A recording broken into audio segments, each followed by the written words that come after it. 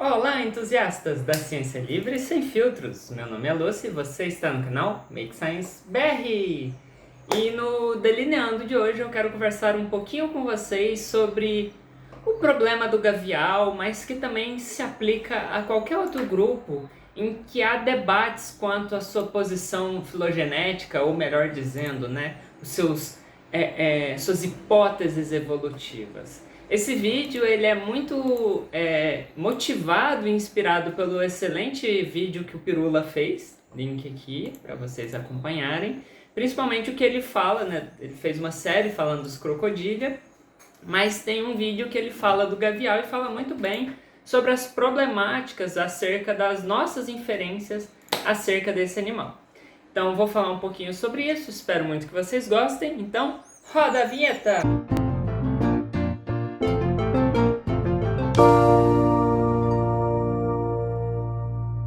Olá pessoas, como eu mencionei, hoje eu quero explicar um pouquinho por trás dessas tretas que envolvem o gavial e envolvem outros grupos evolutivos. Por quê? Eu quero que vocês entendam que muito dessa discussão ela reside na filosofia da ciência e não propriamente dita na biologia em si. Eu vou tentar mostrar isso para vocês. Então nesse vídeo eu vou fazer lá no final alguns comentários sobre a minha opinião acerca do estado da arte, vamos dizer assim, do nosso entendimento dos gavialoides, né, e do seu posicionamento, e aí ali a gente vai falar um pouquinho da biologia desses animais e tudo mais. Mas a grande maior parte do começo desse vídeo vai ser sobre filosofia da ciência. Então você, viajante desavisado, eu recomendo que assista alguns vídeos que vão estar aparecendo aqui, que é o Requerimento da Evidência Total e o Biologando sobre Biologia Sistemática. Eu acho que com esses vídeos a gente consegue fazer uma boa discussão aqui. Então vamos lá. A primeira coisa, a gente precisa entender o porquê esses embates existem, né? Por que esses problemas existem. E antes de eu ir para a biologia, eu vou usar um exemplo bem atual. A gente está vendo aí toda semana, né, saindo pesquisas de aprovação e reprovação do governo Bolsonaro. E a gente já vê muito claramente que dependendo do estado, cidade, região, ele tem uma porcentagem maior de aprovação e em outros ele tem uma porcentagem menor de aprovação. Então vamos supor que se a gente faz uma entrevista que tenha uma maior quantidade de dados de um lugar que aprova o governo dele, os nossos resultados vão sair como uma maior aprovação para ele. Agora, se a gente tem dados de uma região que desaprova o governo dele, a gente vai ter um resultado final que desaprova o governo dele. Só que note, qual é o jeito correto de fazer isso? E aí entra o requerimento de evidência total, que diz o seguinte: quando a gente tem uma pergunta, por exemplo, qual a real taxa de aprovação do governo Bolsonaro? A gente tem que fazer uma enquete, uma pesquisa que contemple todas as evidências que são relevantes para essa pergunta. E o que é ser relevante? São evidências que podem alterar o resultado dessa pergunta. Que no caso, numa opinião eleitoral, seria todas as pessoas que têm um potencial de votar, ou que tenham o direito de votar, né? Esteja lá entre 18, 16 e 60 e poucos anos, que são obrigatórios, né? Então, se a gente ignora 1, 2, 3, uma cidade inteira, um estado inteiro e tudo mais, isso vai afetar o nosso resultado. E é claro que, ao mesmo tempo, existe uma diferença entre pesquisa de opinião por meio de estatística, que é o que é feito atualmente, né? Que você pega amostragens e faz projeções, e isso tem um grau de confiabilidade. Mas se você parar para pensar, pelo requerimento da evidência total, a única forma da gente ter uma resposta a essa pergunta da rejeição ou favorecimento, vamos dizer assim, né, ou que goste do governo Bolsonaro, é entrevistar todos os brasileiros que têm potencial eleitoral do Brasil. Essa seria a única forma da gente ter uma resposta que a gente chama de bem evidenciada, ou seja, que teria uma boa plausibilidade inicial, ou seja, ela está cumprindo os pré-requisitos do requerimento da evidência total. Claro que isso envolve gastos e tudo mais, e a gente está falando só de uma pesquisa eleitoral, que existem estatísticas que conseguem ter ali uma confiabilidade muito alta e que não seria necessário. Mas eu espero que vocês tenham conseguido entender o impacto que a exclusão ou ignorar certos dados ou enviesar os dados podem gerar na discussão. E notem que, por exemplo, se eu faço uma pesquisa que diz que... Meu Deus, um caminhão. Desculpa, gente. Se eu faço uma pesquisa que prioriza os estados que apoiam ele, eu vou ter um resultado que apoia ele. Mas isso é a verdade? Isso é o que a gente tem? Isso é um resultado bem suportado? Não. E daí se a gente faz uma pesquisa restrita para uma região que desaprova o governo dele. Isso é a verdade? Isso é um resultado confiável? Também não. Então notem que aqui a gente tem pessoas trabalhando com dados diferentes, chegando a resultados diferentes e gerando um embate sobre isso. Então a questão é, a única forma da gente resolver esse embate é por meio do requerimento da evidência total. E aí então, tendo esse exemplo, a gente pode falar dos gaviais propriamente ditos. Como o Pirula muito bem falou no vídeo dele, a gente tem uma questão que é... Meu Deus, que tanto de caminhão. A gente tem uma questão que é o seguinte.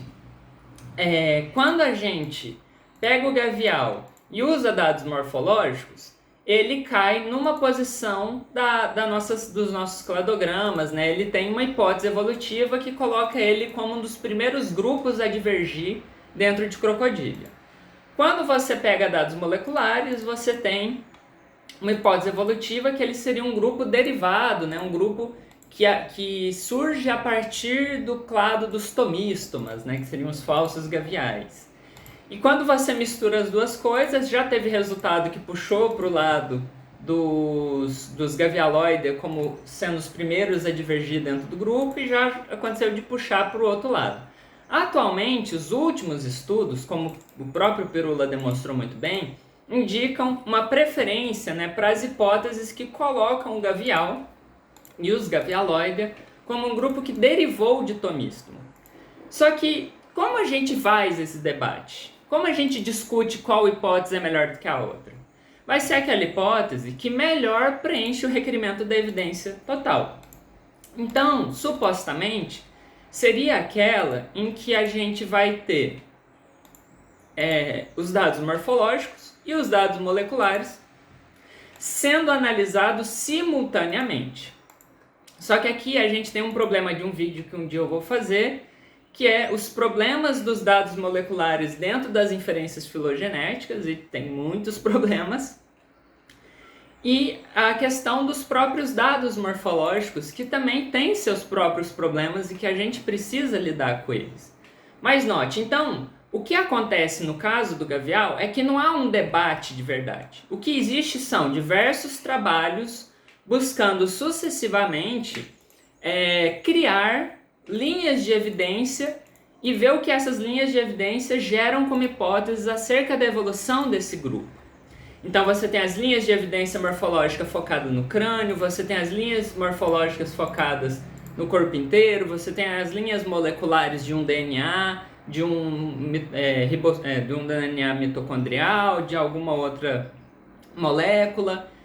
E o correto seria todas essas informações sendo analisadas simultaneamente. E até onde me consta, isso nunca foi feito. Nunca foi feita uma análise com todos os dados moleculares simultaneamente, com todos os dados morfológicos simultaneamente, e incluindo todos os crocodília viventes e fósseis simultaneamente, porque essa seria a única forma que a gente conseguiria gerar um resultado preenchendo o requerimento da evidência total, baseado em toda a evidência até então disponível no momento. Então, insistindo aqui para a gente recapitular, não existe um debate sobre o posicionamento evolutivo do gavial. O que existe é diversos trabalhos usando linhas de evidências diferentes e ferindo o requerimento da evidência total, enquanto alguns trabalhos tentam lentamente preencher o requerimento da evidência total, mas até o momento nenhum trabalho conseguiu preencher o requerimento da evidência total. Então a realidade que a gente tem do caso do gavial, e isso se aplica a outros grupos, é que a gente ainda não sabe qual a melhor hipótese evolutiva desse grupo, porque a gente ainda não tem um estudo que preenche o requerimento da evidência total. E spoiler, isso se aplica à crocodília como um todo. A gente ainda está muito defasado. Por quê? Porque ainda existe uma visão dentro dos biólogos sistematas, né, de que isso que está acontecendo com o gavial seria uma sequência sucessiva de testes das hipóteses evolutivas deles. E isso não é teste, como eu já falei nesse vídeo aqui sobre teste de hipótese, não é assim que se testam hipóteses filogenéticas. Hipóteses filogenéticas são hipóteses históricas, então a gente testa ela por meio de regularidades históricas, e não por meio de testes estatísticos ou por meio de estudo de novos dados ou confrontamento de dados. Porque, na verdade, isso não existe, porque por causa do requerimento da evidência total, você não pode confrontar dados que servem para responder à pergunta que você está fazendo. Esses dados não podem ser confrontados. Eles têm que ser utilizados simultaneamente. Então, não pode ser duas análises com dois dados diferentes. Você tem que juntar esses dados. Essa é toda a questão do requerimento da evidência total. Afora isso, na minha opinião, ainda não é possível fazer um estudo preenchendo o requerimento da evidência total de crocodília e incluindo os gaviais por dois motivos. O primeiro motivo é que o nosso entendimento morfológico desse grupo é precário, é horrível, é horrendo. A gente está até hoje se baseando numa proposta de homólogos que foi estabelecida em 1998 e que vários autores já encontraram erros, vários autores já identificaram incongruências nesses homólogos, e esses homólogos nunca foram testados, nunca foram devidamente estabelecidos e testados. Então isso já enfraquece uma das linhas de evidência. E, por exemplo, na minha tese, uma das coisas que eu tentei demonstrar é como que uma linha de evidência morfológica vem sendo frequentemente ignorada dentro do estudo da evolução dos crocodília, dos Eusúquia, né, que é o grupo que inclui os crocodília, que são as características pós-cranianas. Existem pouquíssimos trabalhos e os que existem ainda se focam nos pouquíssimos homólogos que foram estabelecidos nessa primeira tentativa de homólogos e árvores evolutivas.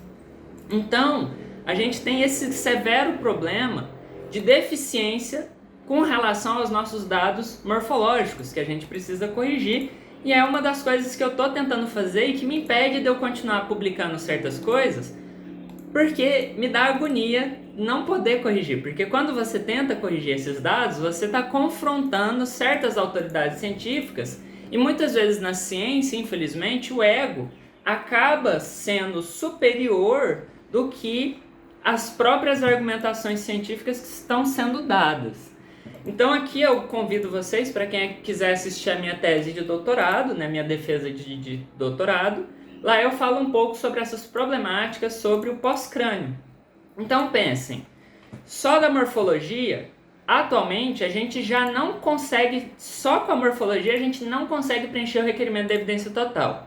Porque a gente não tem bons homólogos estabelecidos, eles não são testados e a gente ignora boa parte da morfologia desse organismo, ou desses organismos. Agora, com relação aos dados moleculares, eu juro que eu vou fazer um vídeo sobre isso, mas o que eu posso antecipar é que a gente ainda não sabe trabalhar com dados moleculares dentro do requerimento da evidência total. E um dos problemas é que a gente não consegue, por exemplo, tirar as redundâncias, vamos dizer assim. Por exemplo, se eu codifico um gene e esse gene é responsável por gerar fenotipicamente uma determinada condição morfológica, e essas duas coisas estão simultaneamente inseridas na minha análise de evidência total, eu estou criando uma redundância, porque essas duas coisas são a mesma coisa, ou melhor dizendo, elas são biologicamente dependentes e deveriam ser explicadas simultaneamente. Então, nesse vídeo, eu infelizmente não sou capaz de trazer a solução sobre o embate dos Gavialoidea, mas eu estou tentando demonstrar para vocês, por meio da filosofia da ciência, que esse embate ele não existe e o porquê que ele não existe.